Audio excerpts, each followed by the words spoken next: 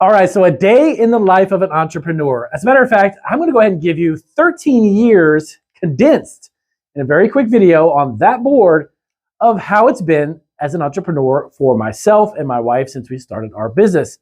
Now, this video is not going to have any fluff, any nonsense, any over-exaggerated success stories or under-exaggerated success stories, but I'm going to show you a timeline starting here and, of course, ending on this side of the board, and everything in between from when you have an idea to start a business and become an entrepreneur to the actual realities of succeeding. And hopefully you get to that point.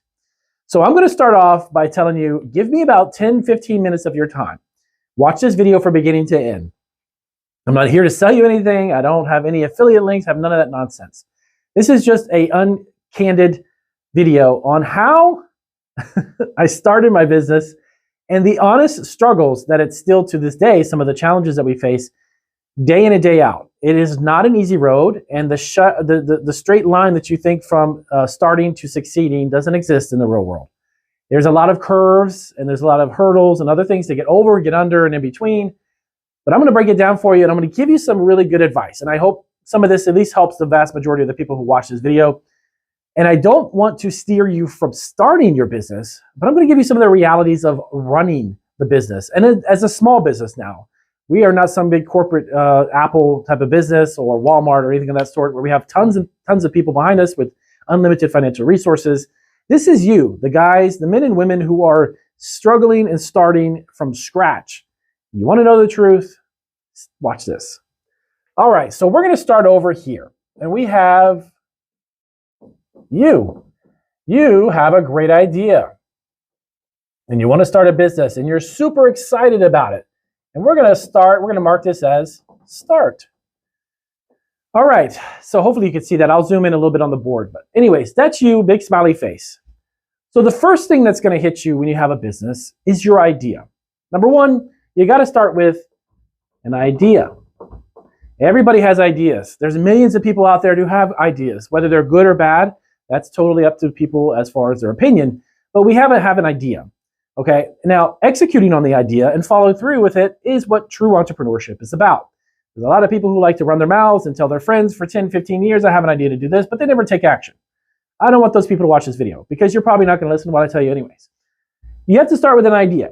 Now, from there, the next step is figuring out what it is you need to get the idea started.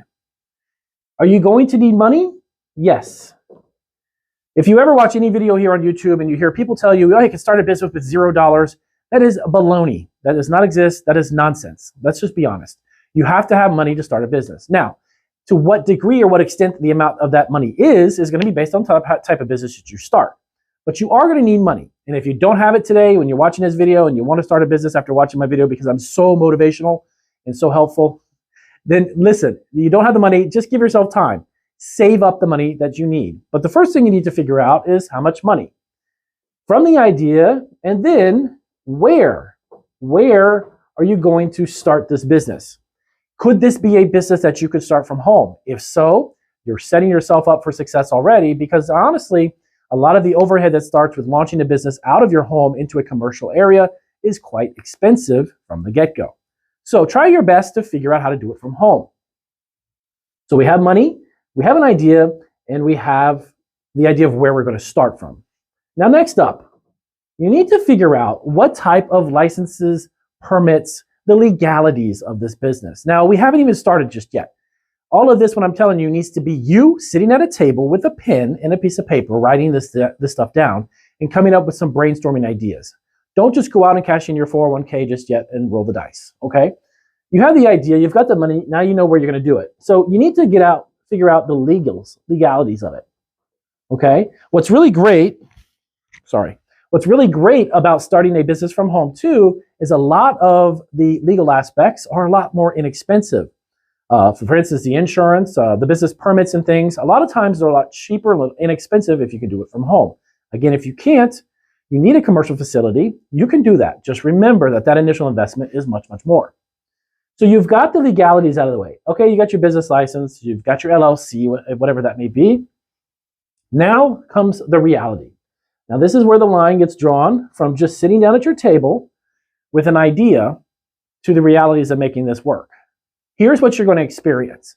And again, this video is not meant to deter you. It's meant to basically be the cold water that you want to wash your face with to wake up for a moment and realize. At this point, this is where a lot of fear sets in. Because you've already established and figured out, you haven't taken the steps just yet to implement these, but you have an idea of what this is. Your investment, how much money, the idea itself, the product or service, whatever it may be, and where do you want to start? Okay, that's great. Now you got to take a step. You have to make the action. You got to take steps forward. Okay, this is where you go out and then you begin to get to the LLC. This is where you begin to raise the money or cash in some things like a 401k or some stocks or use a credit card, savings account. This is where it gets real. Okay, this, I'm not going to say it's a fairy tale land. It's not like imagination. Okay, it's just that the ideas here haven't been implemented yet. And the reality is on this side. So you want to step over that level of fear. I'm going to show you really quick how to overcome that really small, fine line of fear. I had done a video recently, probably a couple weeks ago, and it was basically me giving you some ideas of how to overcome fear as an entrepreneur. There's two things that you can do in life. You can stay doing the things you're doing, which is that comfort zone, that repetitiveness, that job that you're still not making enough money to pay your bills. You're complaining about your situation. You're stressed. You're tired. You're frustrated. That's one. Or number two, you could face this fear and say, you know what? I'm done with the situation that I'm in the scenario that I'm living in. I'm done with the circumstances that I'm in, and I'm done being limited by the amount of money that my circumstances have dictated for me to live my life. It's not cutting it. That's where you cross over that line, and fear becomes motivation. Fear becomes something that can push you in the direction in which you were meant to be in to begin with. But you kind of held back because you have kids, you have bills, you have food to put on the table, you have rent or home mortgage. That's understandable. We all do, okay? Nobody's immune to that. We all have those responsibilities. But the fear now becomes motivation. Sorry, I'm writing sideways. Okay, so now we are motivated. So fear, in some way, shape, or form, begins to diminish or even go away completely. Here's an example. For me, back in 2008, before I started my business, my wife and I, I've done some videos about this and I've discussed this before.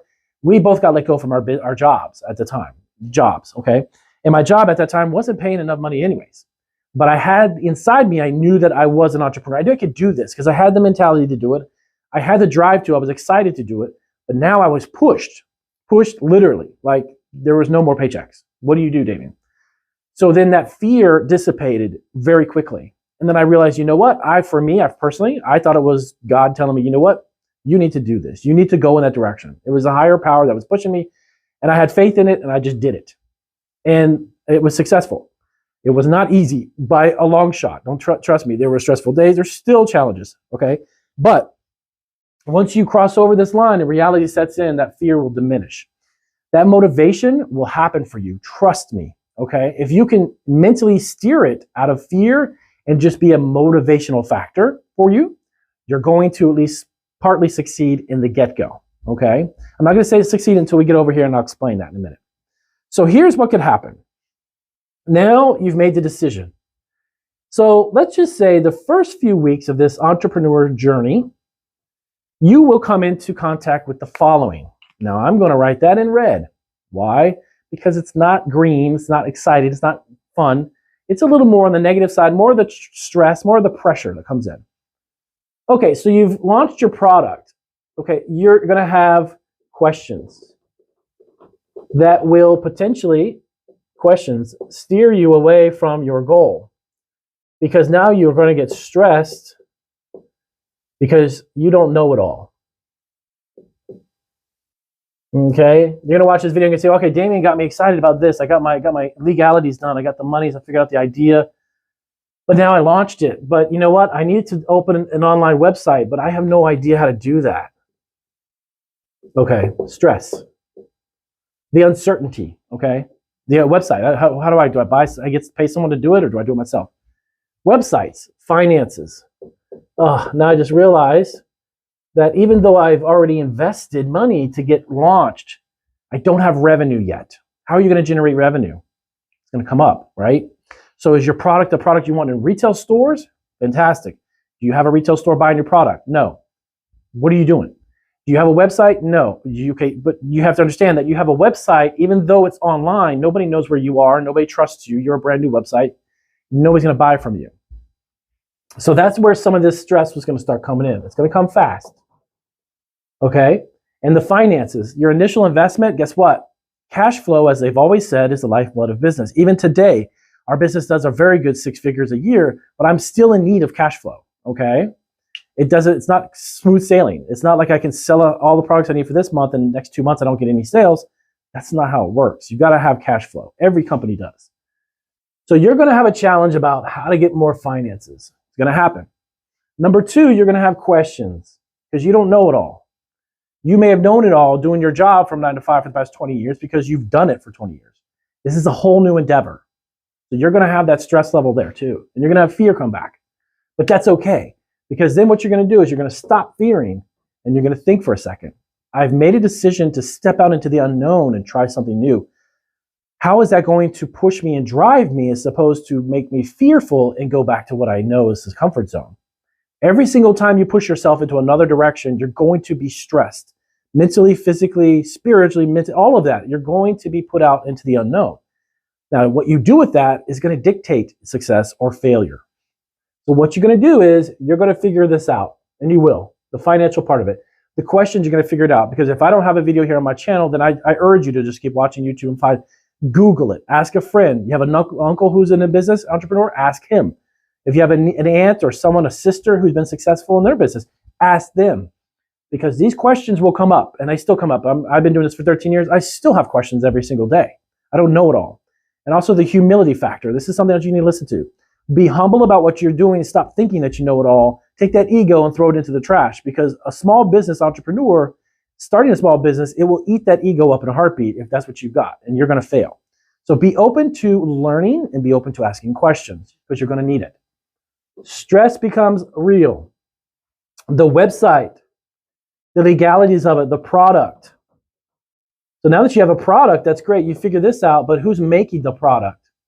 You're going to have to deal with vendors, okay? If it's a product or even if it's a service, believe it or not, product or service, I mean, that's the only two things that you can sell in life. One of those two, you're going to deal with vendors. If you don't have those skills, you're going to need to deal with people. You're going to need to understand people are the way that you're going to make money.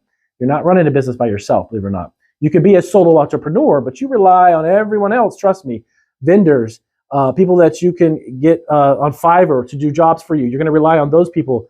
You're going to rely on the customers too. You need them. All of these people are going to come into play in order for you to succeed. So we've gone from happy-go-lucky, good idea, comfort zone, to the realities of launching a business. Now, once you have these challenges met, here's the next thing. So guess what? 3 months in, you're doing great, right? You've got sales coming in. Sales are good, so you got this confidence. Don't get overconfident, because it's going to get knocked down in month 4, trust me, or month 5. Or you've got 1 month where you're doing great, and month 2, it'll slap you in the face with reality. It's called no sales, low sales, or traffic has slowed down. Things are seasonal. Economic situations, economic issues that are outside of your control, which dictate the amount of money your customers will spend for your product or service, that's going to come into play. Don't underestimate that. It's going to happen. I've had months where I've done 10,000, even 12,000 in December on a holiday, and then January comes and I could do barely $2,000 on one of our businesses. For us as a small business, that's a big drop, 10 grand in the month. So sales will go up and sales will go down. Big companies deal with this. Don't think that you're immune to it because you're a small one. Sales will go up and sales will go down. You're going to have to deal with that. So what do? Best thing I can tell you in this day, today, is to have multiple websites, multiple sources of income with that specific product or service, that idea. Like, don't just sell on Amazon. Like I've always said this, I preach this over and over on my videos. Don't just sell on eBay or Etsy. Don't just build a Shopify store. Try to get your product into retail, because sometimes your internet aspects, your website business will do great for 2 or 3 months. But if your retail stores can give you consistent cash flow and movement of product, that's even better. Don't rely on one source. So guess what? That's going to be the reality too. Sales are going to come in and they're going to go up, and then sales are going to go down. That's just going to happen. Okay, so guess what? So then the next thing, the vendors. You have a vendor. You relied on this vendor. You relied on him for a packaging. You relied on a vendor for an ingredient, for a food product. You relied on them for whatever it is, that vendor went out of business. So now what do? Because you've got product you need to sell and customers wanting it, but now you don't have that vendor anymore. That's going to happen to you. Trust me, it happened to me. So you need to find 3 to 5 vendors who can supply you with the same products, the same ingredients, the same everything. Don't rely on just one. Okay, so now we're traveling this road to success, which, like I told you before, it's not some straight line. It's going to go up and it's going to go down, and all of these factors are going to come into play. Now you want to expand. Good. You're getting some momentum. You're 6 to 8 months in. But now you need to hire people. Guess what? Hiring people is going to have a huge impact on the success of your business, because there is a learning curve, which is the process of you teaching these new employees what you expect from them. That's going to hold up your progress. If you're putting out 100,000 units a month of a product, you got to put 200,000 units a month of a product out. So now you got to hire people. Guess what? There's a window there when your production will go down. It's not expected to go up even just because you hired somebody.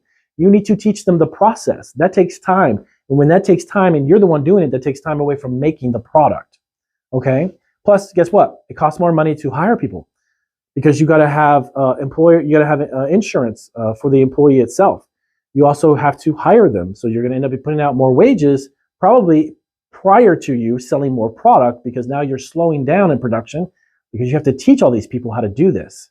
Okay, this is the solo entrepreneur, by the way. This is me starting a business and then hiring 5 people to help. I have to show those 5 people how to do this.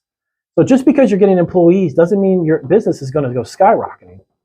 And then guess what? Trying to find reliable employees. Good luck with that. I worked in retail for over 25 years.